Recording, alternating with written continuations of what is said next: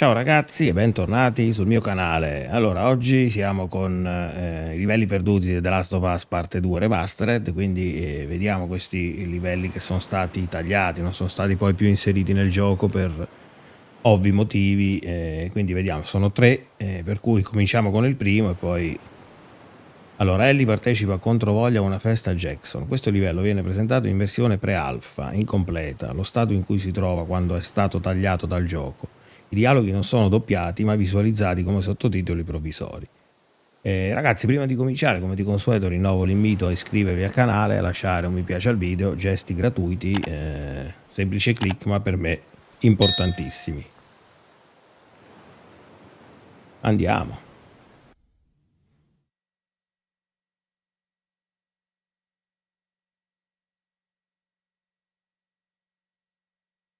Credo che siano tutti e tre livelli di Ellie. You're about to di play Ellie. an unfinished level from The Last of Us Part 2.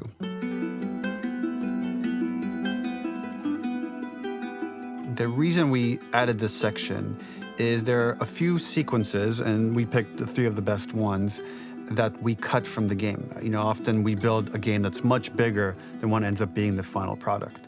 They were months away from being finished, but we wanted to give you an insight of what it's like when we built a game, because often we have this whole thing constructed and it doesn't have final art or audio or dialogue. And here you get to see the building blocks of what it's like when we first string a bunch of these levels together. This is the intro to the first deleted level, and this one is the roughest of the three. We wanted to show more of how Jackson operates. So this is the festival where Ellie ultimately kisses Dina. This sequence would have come very late in the game as a flashback sequence while you're in the farm with Dina. And we wanted to show what is the rest of Jackson doing, and wanted to put on the stick, make it interactive. So you could see when you're outside, there are all these almost like carnival games that you can play. You could mix drinks, you could play with these kids that are playing a sort of clicker Marco Polo, sit down and listen to conversations. And all the different interactions were first or second pass, very, very early passes. The building blocks are there, but nothing is final. And ultimately, while we were very excited by the sequence, it's pretty fun and lighthearted.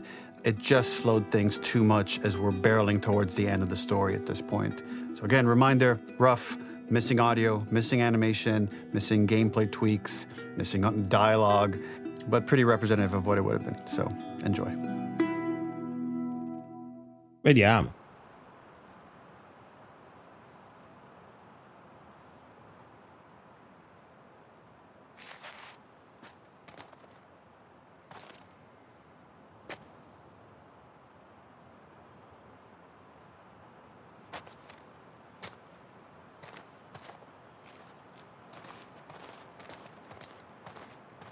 Originally, this level was going to transition us to farm. We would go all the way through to the dance, where Ellie and Dina share their first kiss. Then we would play through farm, and when Ellie plays the guitar at night, she would remember the Seth incident. So, the opening for this was a little tricky. We needed it to match at least a little what you might expect emotionally coming from prior beats, because we were already purposefully disorienting you in time and space. Remember, you just came from this huge fight. To jump straight into it would have been a little too jarring. After some back and forth, we rooted it in Ellie's nerves, calling back to her hands shaking in the theater. But this time, for a much more innocuous reason we'll find out later. She's nervous because she has a crush on Dina, who is the only reason why she's here at the dance. Beh sì, si vede che è molto meno rifinito, anzi. Guardate i bidoni, cioè. Beh, è un livello in costruzione, quindi ci sta. Something we really wanted to do was highlight the way their lives had turned upside down since she went down this path. We had this idea of recontextualizing all of our usual gameplay mechanics that were designed for really violent ends. The workbench, door bashes, throwable weapons, and even the infected, which is my personal favorite. Peppered throughout the level are moments of levity or shared history, all the while seeing how happy and mundane they all were before her huge revenge odyssey.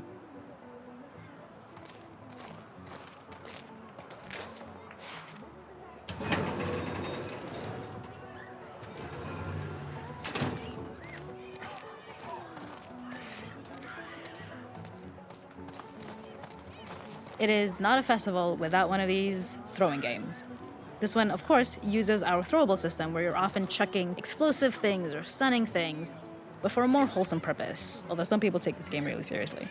A fun aspect of this is if you did well, you could win a toy here. Ellie would place it in her pocket. If you had done this, you'd find the toy with JJ, the baby, later back at the farm. When we cut this, the toy made it through anyway because it was so cute. It is the same one you see on the tractor at the farm. Ollie the elephant.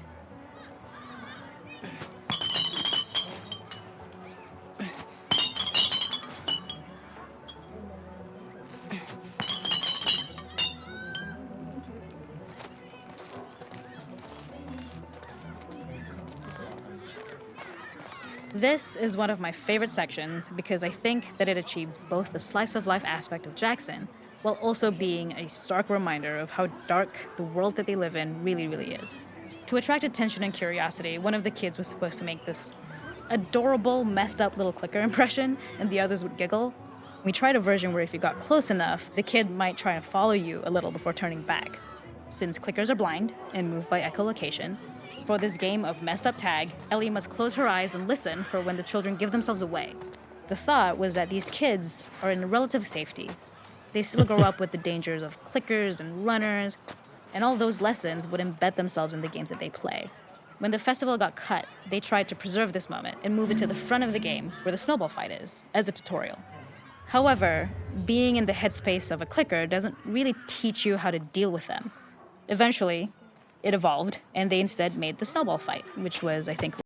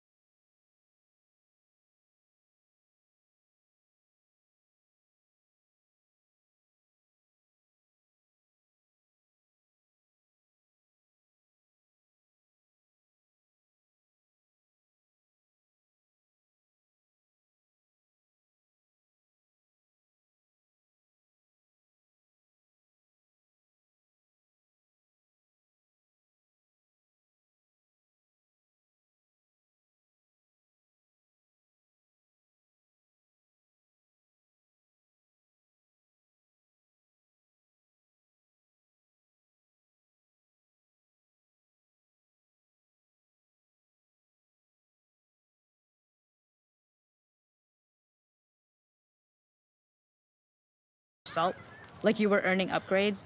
We also toyed with having Ellie carry around the drink you made and occasionally sip it, psyching herself up to go talk to Dina inside because she's nervous. It got too noodly though, because she would need to keep placing it somewhere before she did anything, so it would have ended up more trouble than it was worth. The makeup artist is pretty simple. It's one of those little in-game scenes we peppered in to make it feel like Ellie had roots in the town. Hallie, our writer, mentioned that in her mind, an ex-girlfriend of Ellie's tattooed her arm to cover up her scar. So we figured this might be the only time you get to see that. We wanted to hint at it and allude to it and make it feel like there had been so much more that had been happening and so much more that Ellie threw away.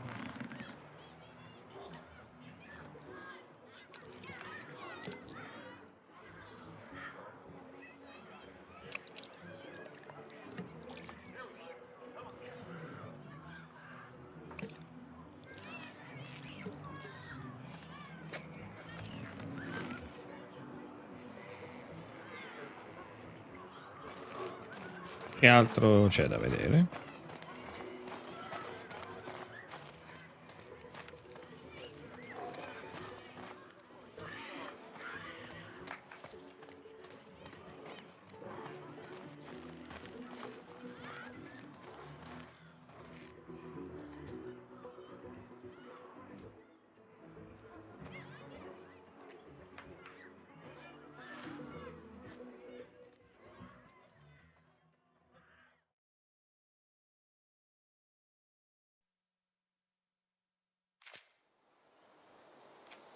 Fogna di Seattle. Ellie finisce nella rete fognaria di Seattle. Questo livello viene presentato in versione pre-alpha incompleta, vabbè, lo stato in cui si trovava quando è stato tagliato dal gioco.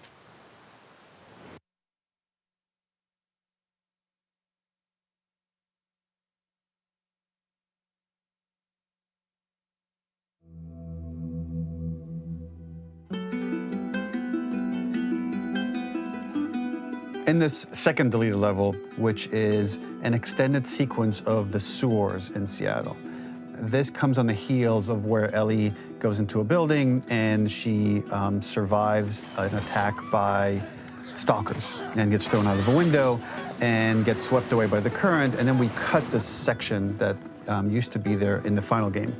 Now you will get to play it. So this was a way to get a bit more interesting puzzles, interesting traversal, figure out how Ellie can navigate the sewers with the fighting current. Ultimately, with a lot of these levels and these sequences, the reason why we cut them were for pacing purposes. But here it is for you in this very kind of raw form that part of it will feel finished, parts of it will feel like assets are missing as far as audio, animation won't be final. But it's a glimpse into what a game looks like when it's months away from finishing. Enjoy.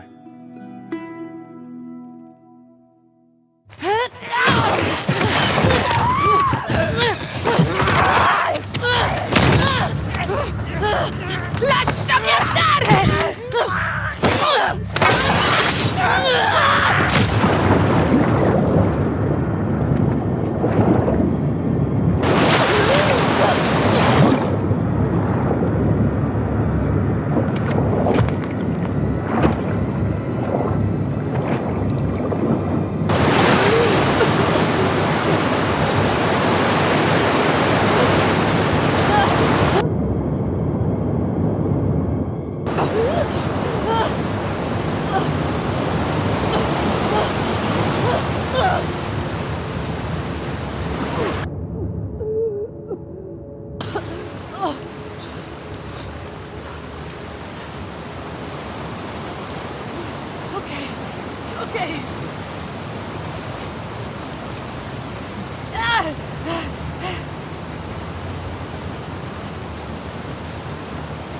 Ma da che parte devo andare?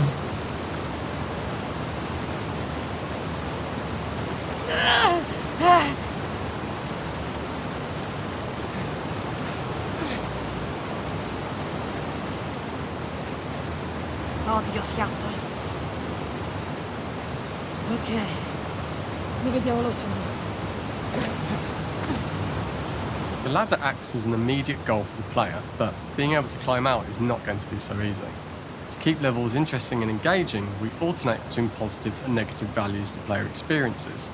Here, it's a positive to have found a ladder, but then a negative to discover it's not the solution. But then another positive to identify the next short-term goal of the doorway. By alternating between these opposing values, we give players what they expect, but not how they expect it. Ma stiamo scherzando? Ok, quindi devo andare di qua per forza. Ok, deve esserci un'altra uscita.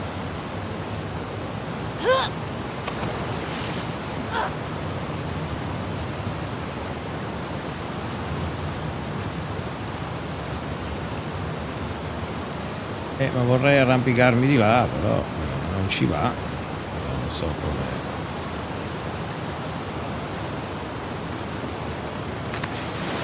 Ok, ci siamo arrivati. This level, internally known as Find Nora, was quite long in duration as we had to make Ellie traverse a far distance to the opposite side of downtown Seattle. The sewer section was originally longer than what we released the game with. approximately 10 minutes more. This was one of the few areas of the game that used water flow as part of a traversal puzzle. The player has to go upstream to use the current to get to the platform to reach the other side. We mostly cut this mechanic game wide, however it remained in essence in the section swimming to the aquarium as Ellie when you were avoiding the waves.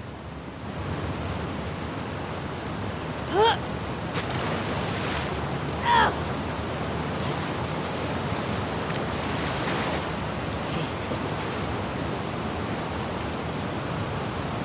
Vediamo se qua riusciamo a... When players reach the doorway and enter into the room, they're faced with a dead end. The real reason for this dead-end room is that on the reversal, when exiting back out of the doorway, players are faced with the route onwards. A pipe that they'd not been able to see when they were swept past it on the way in, and something that was hidden from view when on the side platforms. The intention here being that the only option is to go off the standard path in order to search for a way out. Eh sì. Che abbiamo qui? Ma sì, raccogliamo, tanto non credo che ci servirà sta roba però.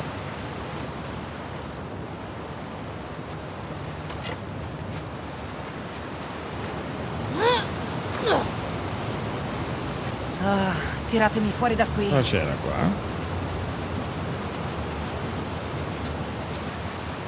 Ah, Throughout the rest of the level, we also used light to indicate to the player that they were heading in the right direction. At each turn, however, we blocked the direct route forward. Players would know that they just have to keep finding alternative paths, promoting those feelings of being desperate and trapped. We slowly introduced the player to consider climbing into smaller pipes and crouching in these tight spaces. This is to slowly build up to, and encourage, the player to climb into such a small pipe that they'd have to be crawling on their stomach, which is something that the player previously may not have recognised as a playable space, su, devo let uscire. alone the desired route Devo they need to continuare a take. salire. We added a tiny space just to reward the player's exploration with a pick-up item, and we made sure it was something that made sense that you'd find in this area. A canister and all the garbage that had been washed into the sewers from the surface. Cazzo. Sempre peggio. Ok. Non perdere la testa, Ellie.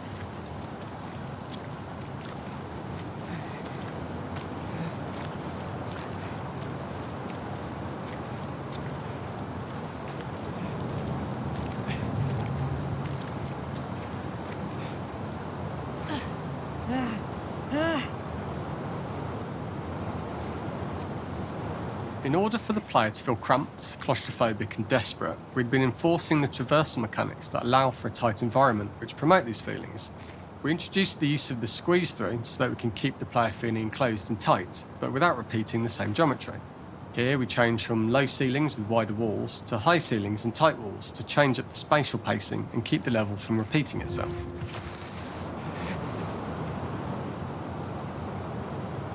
Di là non si va sicuramente. Fanculo, universo.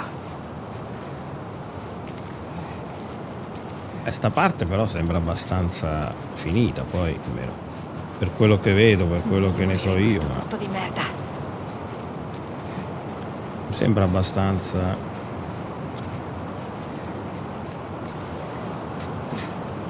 Originally, we had the waterline much higher here, so players had to swim through this tight tunnel. However, from watching user test feedback, it was occasionally causing people to discount the route entirely and turn back on themselves. So to avoid any risk of this happening in the final game, we present a lower water level so the tunnel is easy to see and commit to using. Although this isn't as impactful without the prone swim, it's the better decision as it means a smoother experience for the player with no backtracking frustration. As we surface from the water and over the crest of the slope, we reveal what is further in this tunnel. A clicker that has sprouted and the fungus has grown on the sides of the pipe. It was great to see people who user tested this area becoming increasingly worried as we forced the player to squeeze past the fungus and inches away from the clicker's face, all the time not being sure whether the clicker might be alive or attack them. Although we aren't as cruel as to force a clicker attack in such close proximity, we do have a payoff for this moment. This clicker momentarily turned into Joel to show Ellie's PTSD from what happened to Joel at the start of the game. Ultimately, we decided to save this moment for the farm level, as it was more impactful there because it could become the centrepiece of that experience. Whereas in the sewers, we weren't able to make it as much of a narrative point and give it the breathing room and reaction time that it deserves, given the tight space.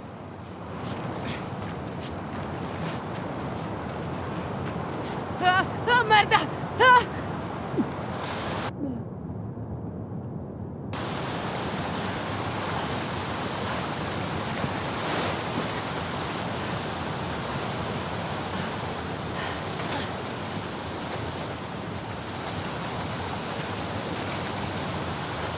For the final section, we eventually opened you out into a wider area as you traverse through such tight spaces leading up to this. So changing the environmental pacing makes it begin to feel like we're coming to the end of Ellie's ordeal. An earlier iteration used the current that we'd shown at the start for a slightly tougher traversal puzzle to conclude the sewers. The ladder was clearly visible from most of the area, but the player was faced with a fast-flowing torrent of water they couldn't cross. If the player attempted to jump into the water, they were not able to swim across the ladder due to the water's speed. But instead, they had to traverse the pipe running along the top of the space in order to get across the water. E questo è quello dove poi arriviamo alla fine, o no? Qui c'è la strada lì. Però come ci vado lì?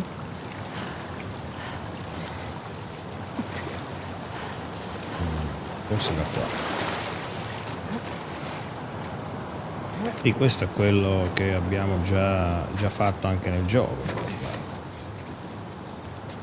Using this pipe was retained in the iteration we shipped with, as it's the last of the extreme methods Ellie has to undergo in order to escape the sewers, and what she will go through in her pursuit of revenge.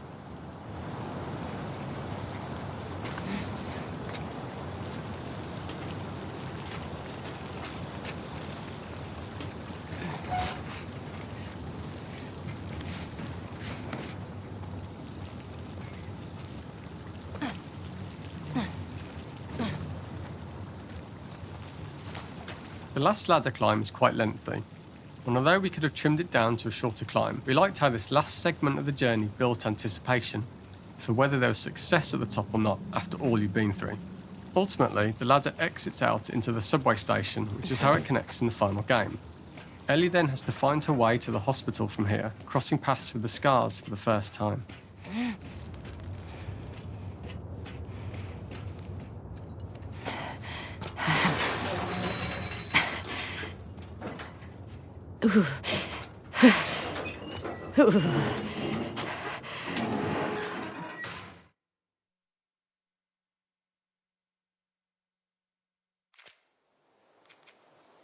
La caccia. Ellie segue delle tracce di sangue fino a un negozio abbandonato.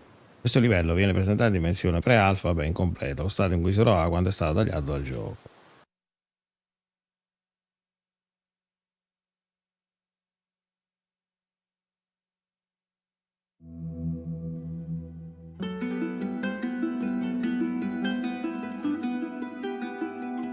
For this third and final deleted level, what we call the boar hunt sequence, this was a sequence pretty late in the game.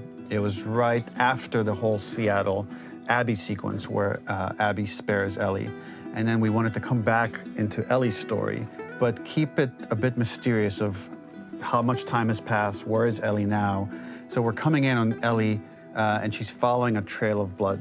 And we wanted to mirror in a way the deer hunt sequence from the first game, but this time do it with a boar. And there's something with Ellie that now she can't let go of this violence. She's pursuing it, even against this innocent animal. This was another opportunity to show how the violence that Ellie has experienced, the violence that she witnessed being afflicted onto Joel, is still sticking with her, and she's still experiencing these PTSD moments. This was a sequence that was pretty far along and was cut pretty late in production. Parts of it are still really rough, but the gameplay, the building blocks were all there. I think you'll have fun to see, like, again, a rough, unfinished sequence that you can play. You can see all the way to the end, and including a cinematic that we end up cutting. And the remnants of the sequence ended up being mentioned in Ellie's journal. So this part of the story that we developed still made its way into the game as kind of optional stuff that you could read about, but here you get to experience it. So as a reminder, this is pretty rough, months away from being finished, but you get to see it now.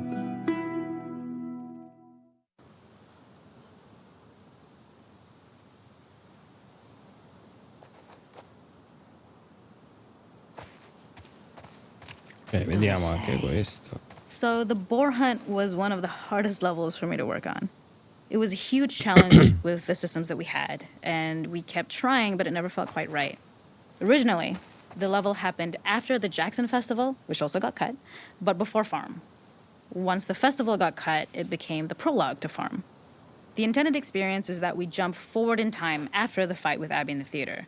We don't know where Dina is. We likely assume she's dead because she was just bleeding out. Ellie is alone. Her hair is short.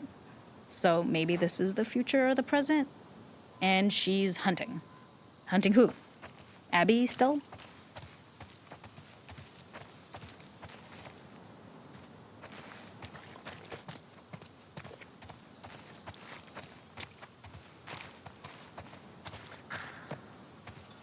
Ma che cinghiale è? Un elefante questo, non è un cinghiale.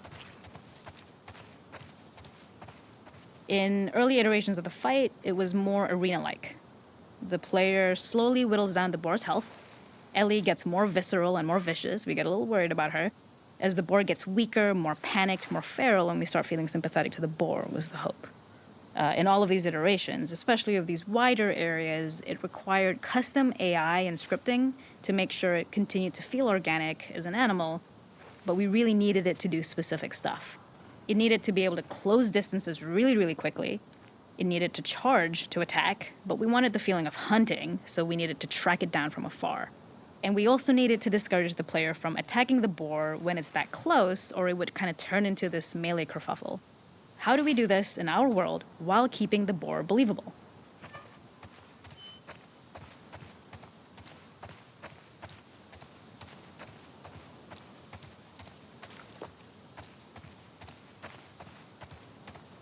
We must have gone through 5 or 6 iterations of the boar fight and all, and every single time it changed pretty drastically. We split it into clear phases, where one was like all long range. We tried another where you're getting close and you get the jump on it quite literally. You're jumping off of a rock to attack it. And then finally, we tried a bunch where you almost sort of go around a bunch of trailers and try and wrestle it. We uncovered after some time that taking down a boar over several phases felt very laborious and a little dramatic. It was comically long. It felt too boss-like, a little too gamey. We decided to cut the first few phases, and we opted for a cold open after the boar had already been hurt off screen. So that allowed us to focus on feeling like we're closing in on prey and to introduce the boar when it was at its most dangerous. Already hurt, already feral, much too close for comfort. And so the thinking was it would bring us more into Ellie's mindset. Is this really hunting for food, or is she hunting for some other reason?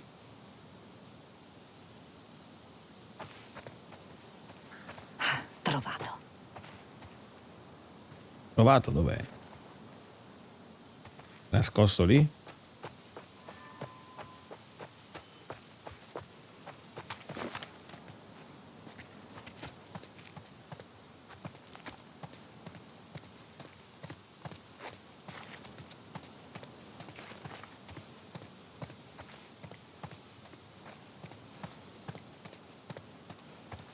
The gas station was built to highlight the boar's destructiveness. Since it's cramped, the boar feels larger. We also feel trapped with it, though perhaps it's trapped with us. When it charges, it gets to us quickly, so we must be on our toes. This made it more aligned with Ellie's sort of hunting for trouble mindset. Listening became more important, as well as moving around slowly so it didn't hear you. Could you spot it before it saw or heard you? And could you get a shot off quickly enough so you could dodge out of the way? Or is the shot worth the cost after? It feels like a gamble. By the end of the fight, everything would likely be in shambles. The boar would burst through the back, and Ellie would follow it and finally enact revenge. Ok. Non vedo niente. Cazzo!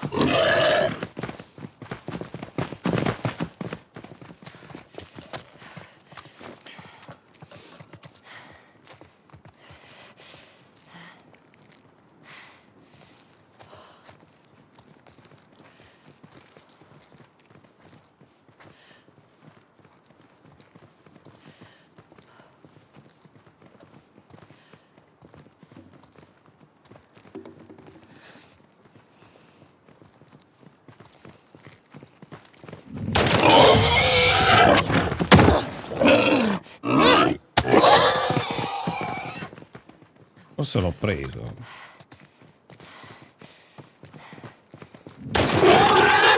È finita. Non puoi scappare.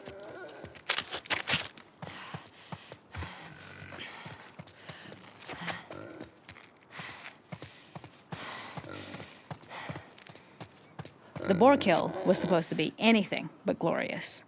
With the boar whimpering at the back of the gas station after Ellie's relentless hunt. After this, hearing the drone that we kind of come to associate with Ellie's trauma, we would hard cut to the stream where she's washing her hands and holding rabbits that she hunted, about to return to Dina. And there would be no mention of the boar. È la scena che abbiamo già visto.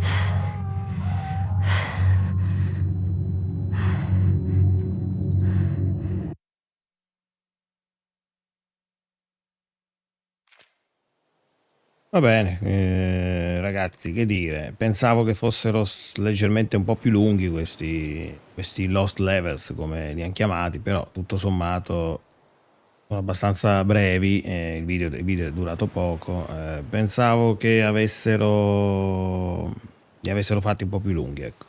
In ogni caso sono serviti comunque per farci vedere qualche altra piccola sfaccettatura dell'avventura. Che dire ragazzi, prima di salutarci come di consueto rinnovo l'invito a iscrivervi al canale, lasciare mi piace al video, gesti gratuiti da parte vostra, un semplice click, nessun costo, nessun impegno, solo un semplice click, ma per me è importante. Detto questo ragazzi, grazie per aver visto questa puntata e ci vediamo prossimamente. Ciao!